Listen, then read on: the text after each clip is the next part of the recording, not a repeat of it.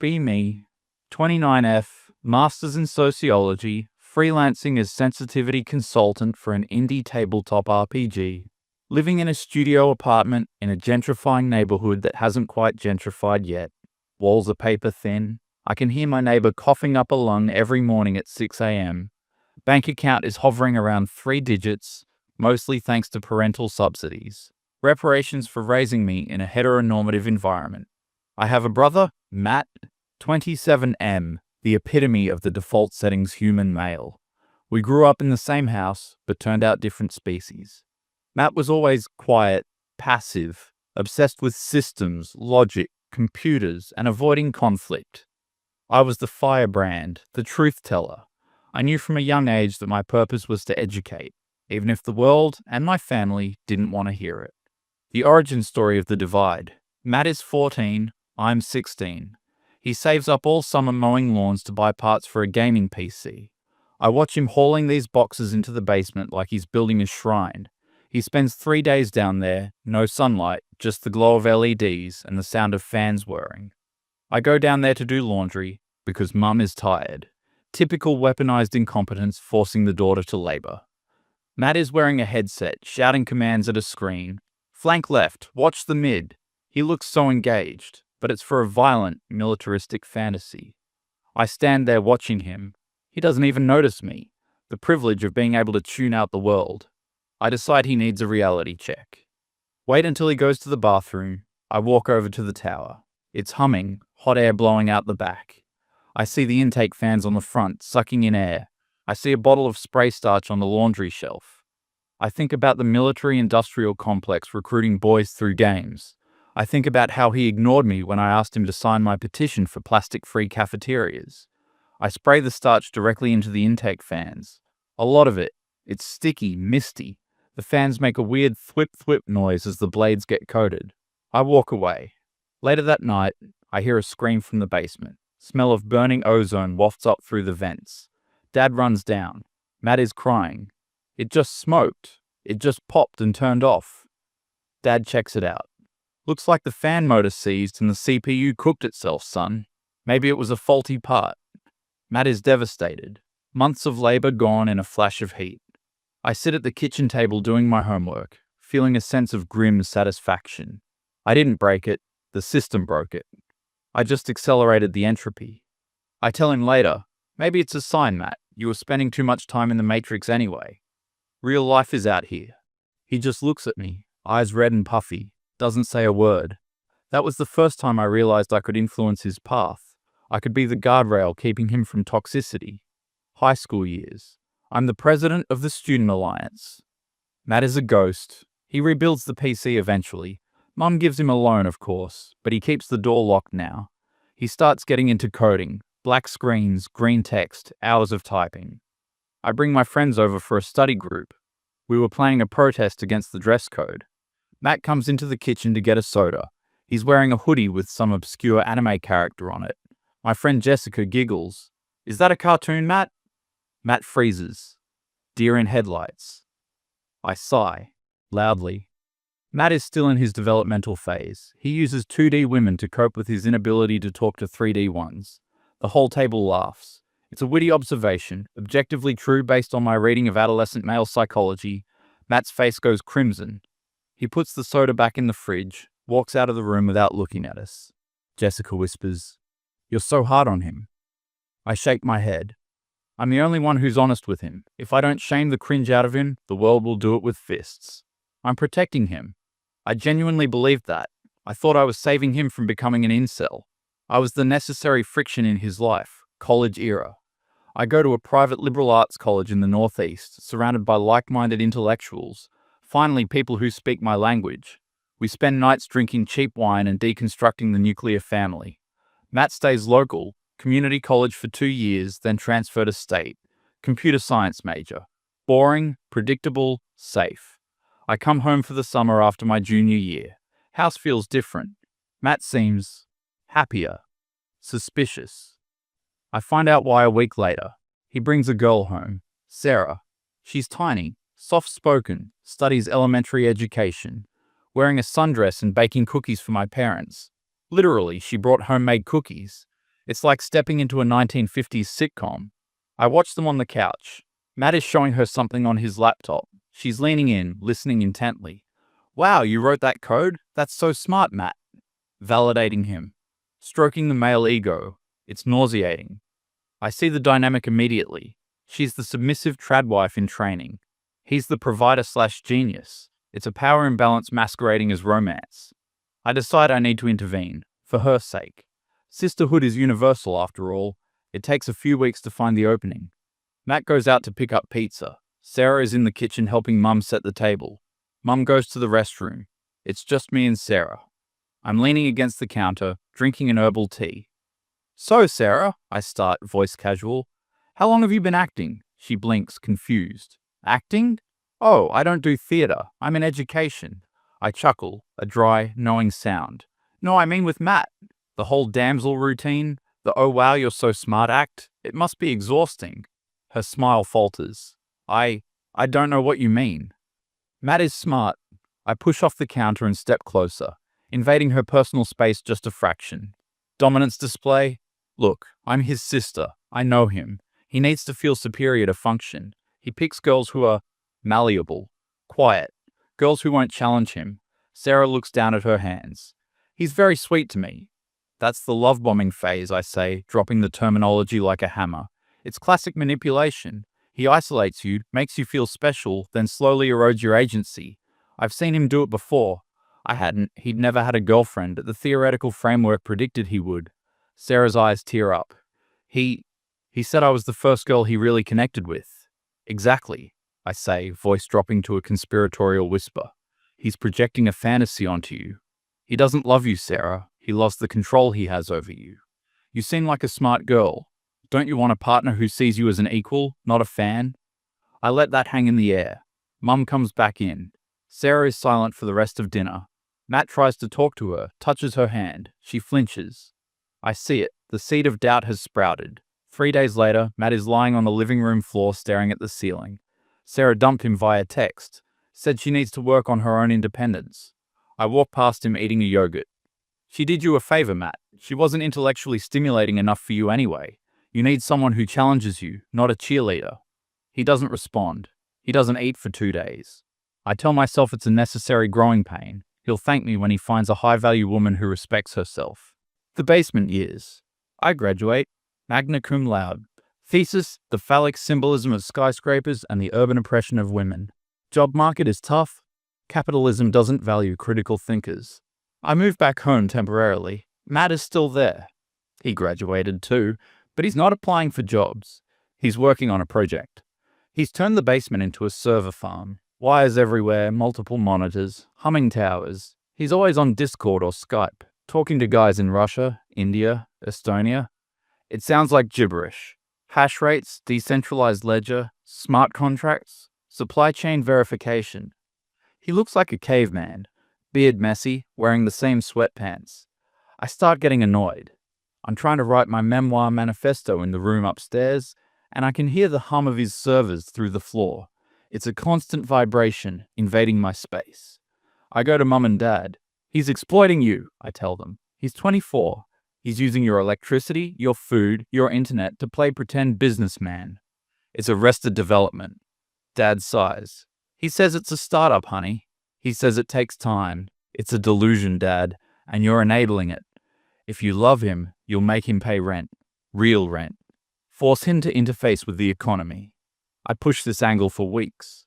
Finally, after the electricity bill hits $400, Dad cracks. They sit Matt down. I sit in the corner, observing. Dad, Matt, we need you to contribute $800 a month, starting next week. Matt looks tired. Eyes possess heavy bags. I'm putting everything back into the business right now, Dad. I have zero liquidity. Can you give me 3 more months? We're about to secure a seed round. I chime in. See? Excuses. Seed round. It's gambling, Dad. He's gambling with your retirement. Matt looks at me. Cold. I'm not gambling. I'm building a protocol. Get a job at Best Buy, Matt. Pay your way. Dad stays firm. Matt nods slowly. Okay. I'll get a night job. He does. Stocking shelves at a grocery store from 10 p.m. to 6 a.m. Then coming home and coding from 7 a.m. to 2 p.m., sleeping 4 hours a day, he looks like a zombie. I feel a twinge of something, but I suppress it. This is the real world. Welcome to the struggle, brother. Maybe now you'll understand the plight of the working class. About a year later, Matt is still grinding, but the vibe has shifted. He bought a new car, nothing fancy, a Toyota Camry, but he paid cash. He bought Mum a new dishwasher. He's paying the $800 rent early every month. I'm still unemployed. My blog gets about 50 views a week. I'm resenting his stability. One day he leaves his laptop open on the kitchen table. He never does this. He usually locks everything. I can't resist. I sit down and wake it up. No password? Careless. It's open to a slide deck. Title, Sinflow. Disrupting union-based inefficiencies in last-mile logistics. My eyes widen. I start reading. The language is sterile, corporate, automated driver matching, dynamic route pricing, circumventing traditional collective bargaining restrictions via contractor status. My blood boils. He's not just building an app. He's building a weapon.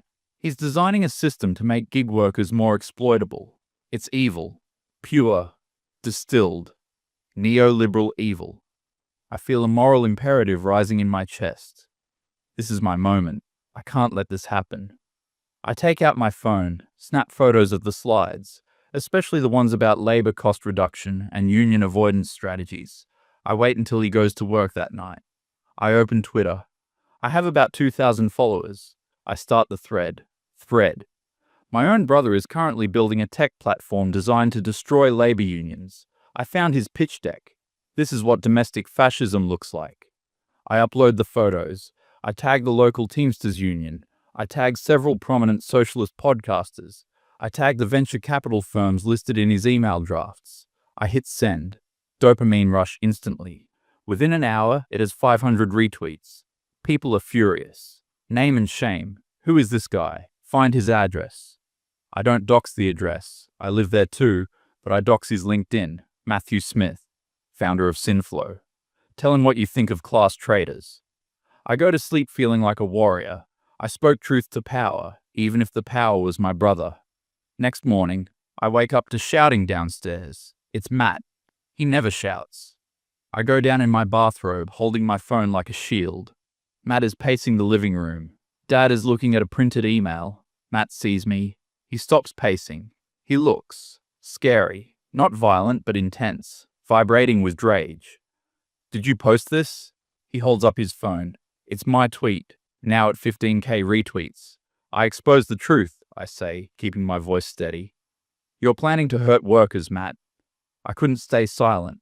You idiot, he screams, veins bulging in his neck. Those were draft slides, hypotheticals for a stress test. We're not even using that model. We're focusing on blockchain verification for medical supplies. That's what you say now, I sneer. But the intent was there. The thought crime was real. I just lost my lead investor, he says, voice breaking. They pulled out an hour ago. Too much controversy. They don't want the PR nightmare. He drops onto the sofa, head in hands. 3 years of work. Gone. Mum looks at me. Honey, how could you? I did the right thing, I yell back. I held him accountable. You should be proud that I have principles. Matt stands up. He walks over to me, stands 6 inches from my face.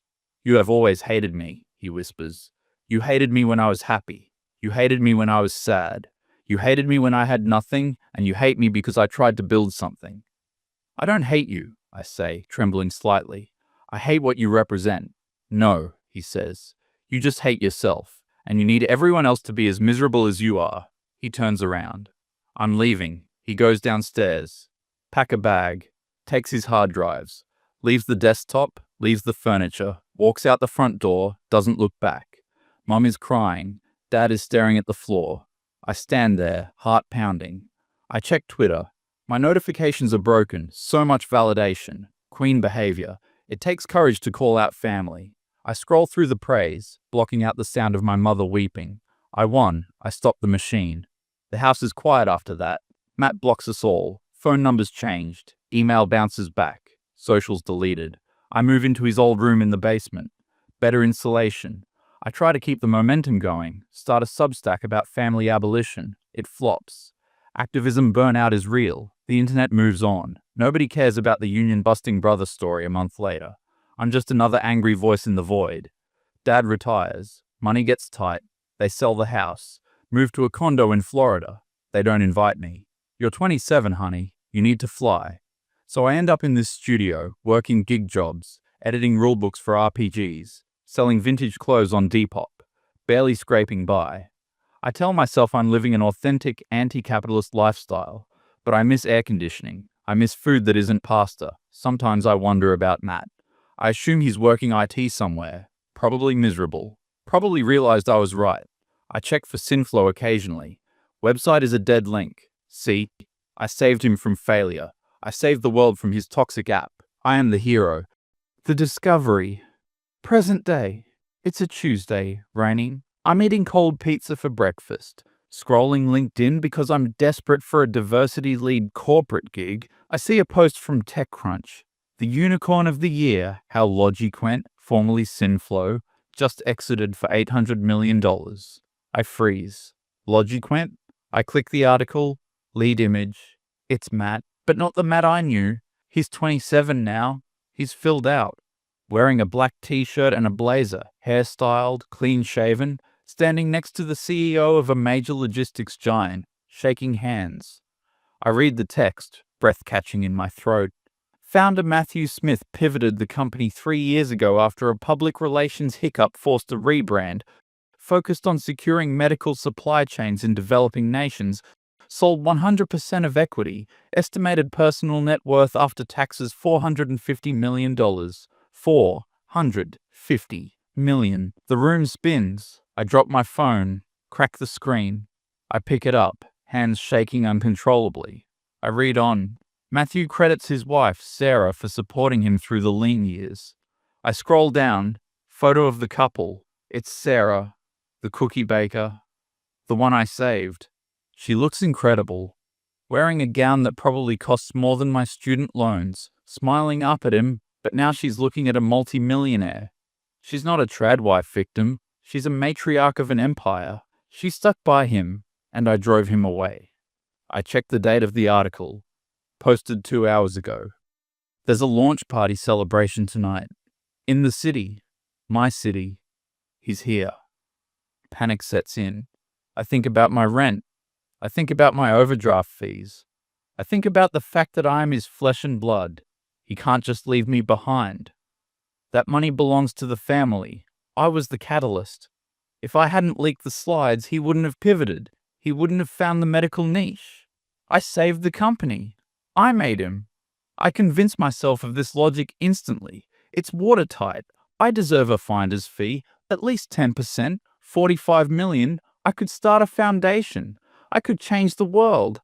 I need to get to him. I need to explain it to him. I call Mum. Did you see? Mum sounds distant. We saw, honey. Matt called us last week. He called you? Why didn't you tell me? He asked us not to. I'm his sister. Mum, he's rich. We're rich. He is rich, honey. He bought us the condo. He set up a retirement fund for us. My jaw drops. What about me? Did he mention me? Silence on the line. Mum? He said he hopes you're finding yourself. That's it? That's passive-aggressive bullshit. I'm going to the party. Don't do that, honey. You're not invited. I don't need an invite. I'm family. I hang up. I rush to my closet. I have nothing to wear. All my clothes are thrift-core or political statement tees. I find a black dress I wore to a funeral 3 years ago. It's tight. I gained weight from the pasta diet. I squeeze into it.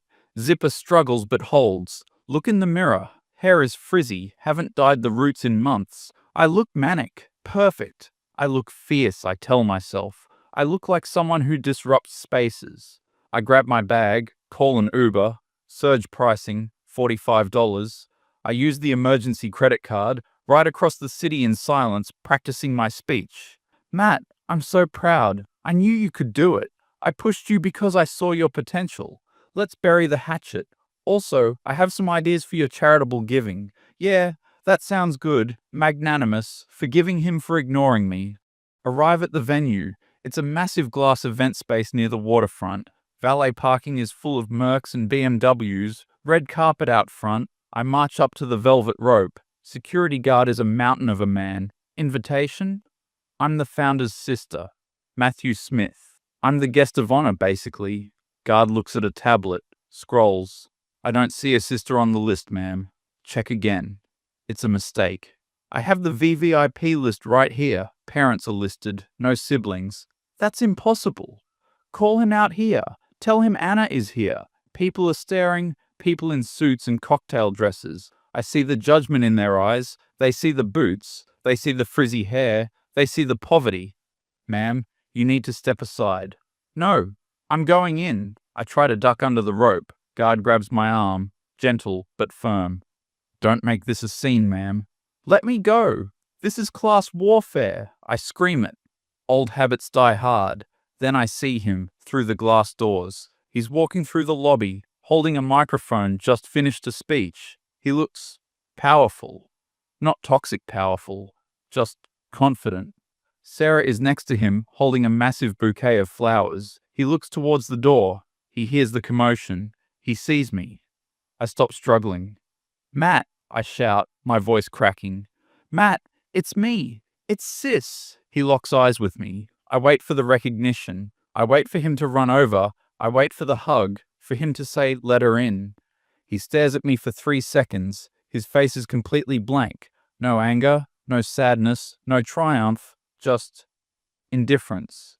Like he's looking at a stranger or a smudge on the window. He turns to the security head standing inside, makes a small cut-it motion with his hand, then turns his back to me, takes Sarah's hand and walks deeper into the party, into the warm, golden light, away from the cold street. The guard pushes me back to the sidewalk. Leave the property or we call the cops. I stand there, stunned. He saw me. He saw me and he deleted me. Just like a line of bad code. I pull out my phone. I need to tweet about this. I need to rally the troops. Just was denied entry to my own brother's event by violent security. The rich truly have no soul. Hashtag eat the rich. I type it out, but I don't hit send. I look at the tweet. I look at the warm glow of the party. I look at my reflection in the dark glass. Messy hair, ill-fitting dress, angry face. I'm just the crazy lady shouting on the sidewalk. He won, not because the system is rigged, but because he built something, and I destroyed everything I touched. I think about Sarah. I told her he was toxic. I told her he would ruin her. Now she's a queen. And I'm this. I delete the draft. I sit on the curb. I don't have money for an Uber back. I don't have anyone to call. Mum and Dad are probably inside eating shrimp cocktail. My community on Twitter doesn't actually know me. They won't come pick me up. I'm completely, utterly alone. A realization hits me like a physical blow to the gut. I spent my whole life fighting patriarchy in my own house, but all I did was bully my little brother, and now he's a giant and I'm an ant. I put my head on my knees. I just sit there, thinking about the hum of the servers in the basement, and how I wish more than anything that I had just closed the door and let him play, but it's too late. It's forever too late.